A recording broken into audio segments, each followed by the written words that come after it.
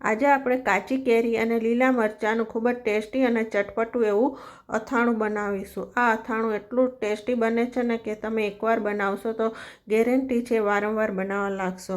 તો તમે પણ જરૂર બનાવજો। Hello friends, welcome to Kalpana Joshi's kitchen. 250 ગ્રામ કાચી કેરી અને 50 ગ્રામ લીલા મરચાં લીધા છે। મોળા મરચાં લીધા છે। હવે આ બંનેને બરાબર ધોઈને કોરા કરી લેવાના અને મરચાંને ડીટિયા સાથે ધોવાના છે। જો ડીટિયા કાઢીને મરચાંને ધોઈશું તો અંદર પાણી ભરાઈ જશે, એટલે મરચાંને ડીટિયા સાથે ધોવાના છે।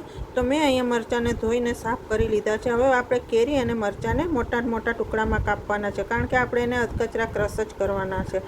તો અહીં મેં લીલા મરચાંને મોટા ટુકડામાં કાપી લીધા છે। હવે આપણે કેરીને કાપી લઈએ। કેરીને છાલ સાથે જ કાપવાની છે।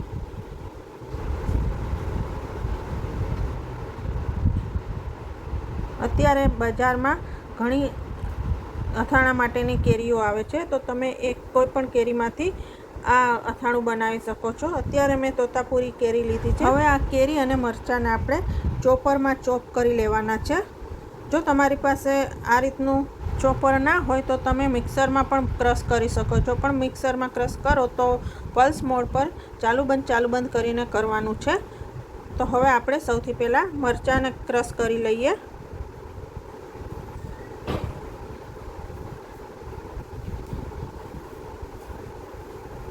આ રીતે ચોપરમાં ચોપ કરી લઈએ। મરચાં સરસ ચોપ થઈ ગયા છે, તો હવે આપણે મોટા વાસણમાં લઈ લઈએ। એ જ રીતે કેરીને પણ આપણે ચોપ કરી લઈએ। મેં 2 બેચમાં કેરીને ચોપ કરી લીધી છે। હવે બંને મિક્સ કરી લઈએ। કેરી અને મરચાંને મિક્સ કરી લઈએ। અત્યારે 250 ગ્રામ કેરી અને 50 ગ્રામ લીલા મરચાં લીધા છે, તો 300 ગ્રામના માપથી આપણે મસાલો બનાવી લઈએ।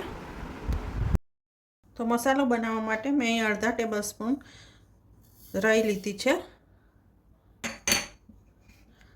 અડધો ટેબલ સ્પૂન જીરું અને અડધો ટેબલ સ્પૂન આખી મેથી લીધી છે, 1 ટેબલ સ્પૂન વરિયાળી। આ બધી વસ્તુને આપણે મીડિયમ ગેસ ઉપર 2 થી 3 મિનિટ માટે શેકી લેવાની છે।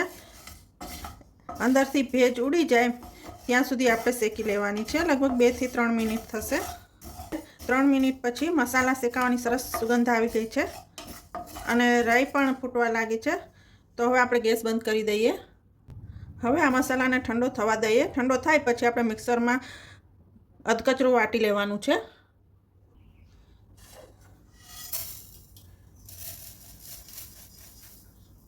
હવે અહીંયા હું એક તપેલીમાં અડધો કપ સિંગ તેલ લઉં છું। હવે તેલમાંથી ધુમાડો નીકળે એટલું ગરમ કરવાનું છે। જો તમને સરસવનું તેલ પસંદ હોય તો તમે એ પણ લઈ શકો છો। હવે આપણે ગરમ થવા દઈએ। તેલ સરસ ગરમ થઈ ગયું છે, તો હવે ગેસ બંધ કરી દઈએ અને તેલને ઠંડુ થવા દઈએ। હવે અથાણું બનાવી દઈએ। તો એના માટે અહીંયા કેરી અને મરચાંને સરસ મિક્સ કરી લીધા છે। તો હવે એમાં અડધો ટેબલ સ્પૂન હળદર પાવડર લઈએ, 1/2 ટેબલ સ્પૂન મીઠું લઈએ। મીઠું થોડું અથાણામાં આગળ પડતું હોય તો સારું લાગે છે। અડધા ટેબલ સ્પૂન જેટલું લાલ મરચું પાવડર લઈએ, કાશ્મીરી લાલ મરચું પાવડર છે।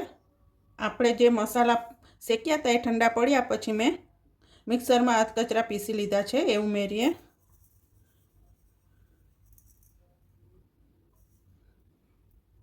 હવે તેલ આપણું જ્યારે નવશેકું છે ત્યારે એમાં 1 ટીસ્પૂન હિંગ ઉમેરીએ। બહુ ગરમ તેલ નહીં રાખવાનું, એ યાદ રાખવાનું છે, થોડું નવશેકું થવા દેવાનું। અને અડધા ટેબલ સ્પૂન જેટલું કાશ્મીરી લાલ મરચું પાવડર ઉમેરીએ। તેલમાં થોડું લાલ મરચું પાવડર ઉમેરવાથી સરસ કલર આવે છે। હવે આ તેલને આપણે મસાલા ઉપર રેડી દઈએ અને બરાબર મિક્સ કરી લઈએ।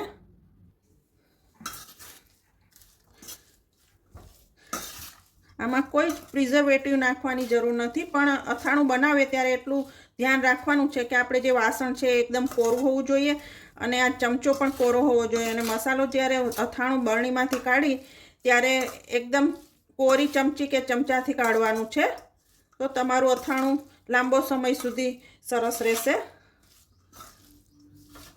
બસ હવે આ અથાણાને આપણે ઢાંકીને 1 દિવસ માટે રહેવા દઈશું, એટલે બધું તેલ ઉપર આવી જશે।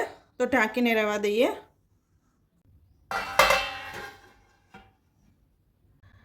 1 દિવસ પછી તમે જોઈ શકો છો આપણું અથાણું સરસ થઈ ગયું છે. તમે બનાવીને તરત જ બરણીમાં સ્ટોર કરી શકો છો, પણ આ તમને બતાવવા માટે મેં 1 દિવસ માટે આ રીતે રહેવા દીધું છે. તો હવે આપણે બરણીમાં ભરી દઈએ.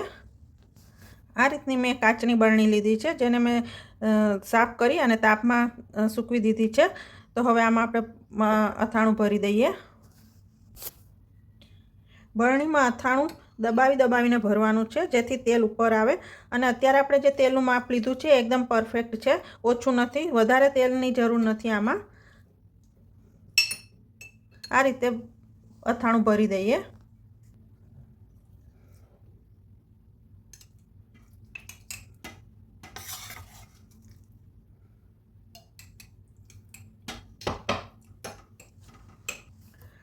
આ રીતે બરણીમાં ભરી દીધું છે. તો હવે આપણે કિનારી બરાબર વ્યવસ્થિત સાફ કરી લઈએ. અને તમે જોઈ શકો છો તેલ ઉપર આવી ગયું છે, અને જેમ સોફ્ટ થશે તેમ તેલ ઉપર આવશે. એટલે તેલ બરાબર છે, વધારે નાખવાની જરૂર નથી. તો આપણું અથાણું તૈયાર થઈ ગયું છે. તો હવે આપણે સર્વ કરી દઈએ. તો ફ્રેન્ડ્સ, તમે પણ આ રીતે જરૂર બનાવજો. આ અથાણું પૂરી, ભાખરી, પરોઠા, દાળ ભાત કે કઢી ખીચડી સાથે સરસ લાગે છે. તો જો તમને મારી આજની રેસીપી પસંદ આવી હોય તો લાઈક કરી અને મારી ચેનલને સબસ્ક્રાઈબ જરૂર કરજો. Thank you.